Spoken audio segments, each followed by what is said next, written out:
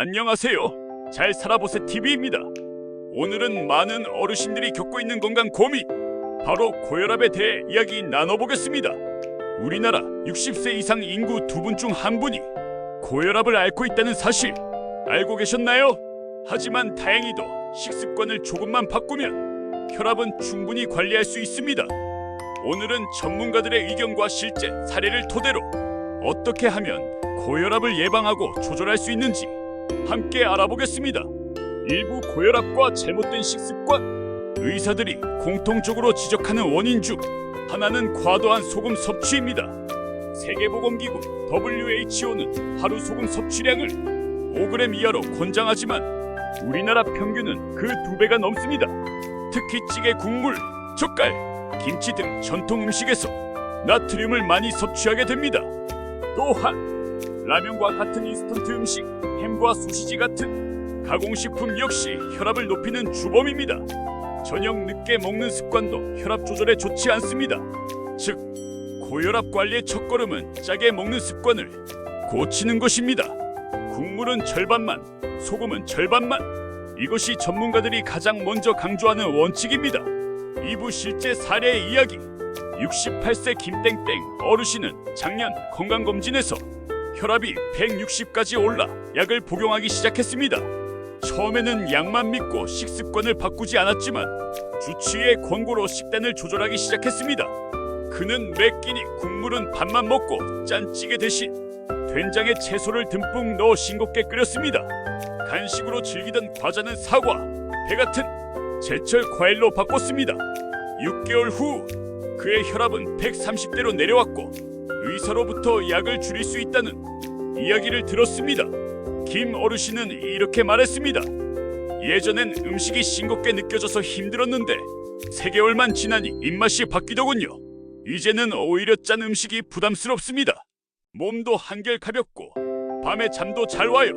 이처럼 작은 실천이 큰 변화를 만들어냅니다. 3부 전문가 의견 정리. 영양사들은 고혈압 관리에 도움이 되는 대표적인 식품으로 채소, 과일, 통곡물, 견과류를 꼽습니다. 채소와 과일은 칼륨이 풍부해 나트륨을 배출시켜 혈압을 낮추는 효과가 있습니다. 현미, 보리, 귀리 같은 통곡물은 혈당과 혈압을 동시에 안정시키는 데 도움이 되고 견과류는 혈관 건강을 지켜줍니다. 반대로 피해야 할 음식은 인스턴트와 가공식품, 그리고 짠 장아찌나 젓갈류입니다. 특히 라면 한 그릇에는 하루 권장량이 나트륨이 들어있다는 사실 꼭 기억하세요. 전문가들은 또한 조리법의 작은 변화를 강조합니다. 소금 대신 레몬즙이나 들깨가루, 마늘, 파 같은 천연 조미료를 활용하고 국이나 찌개에 가는 조리 마지막에 조금만 하는 것이 좋습니다. 이렇게만 해도 하루 나트륨 섭취량을 크게 줄일 수 있습니다. 4부 또 다른 실제 사례. 이번에는 여성 사례를 소개해드리겠습니다. 72세 박땡땡 어르신은 관절염 때문에 운동을 거의 못했는데 혈압까지 올라 힘들어했습니다. 그녀는 건강을 지키기 위해 식탁을 바꿨습니다.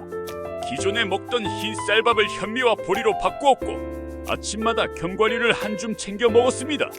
특히 저녁에는 김치 대신 오이와 파프리카를 곁들였는데요. 덕분에 소화도 잘 되고 혈압도 점차 안정되었습니다. 박 어르신은 이렇게 말씀하셨습니다. 처음엔 집안 식구들이 다 싱겁다고 불평했는데 몇 달 지나니 가족들도 건강해졌습니다. 남편도 혈압이 내려가서 요즘은 같이 산책도 할 수 있어요. 이처럼 개인의 실천은 가족의 건강까지 이어집니다. 5부 정리와 결론. 오늘 우리는 전문가들의 의견과 실제 사례를 통해 고혈압 관리의 핵심을 확인했습니다. 첫째, 소금 섭취를 줄이자. 둘째, 채소와 과일을 늘리자. 셋째, 가공식품을 피하고 건강한 조리법을 활용하자.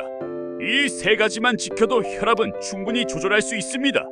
여러분도 오늘부터 국물은 반만, 소금은 절반만, 채소는 2배로 늘려보시면 어떨까요? 작은 습관이 여러분의 건강을 크게 바꿀 수 있습니다.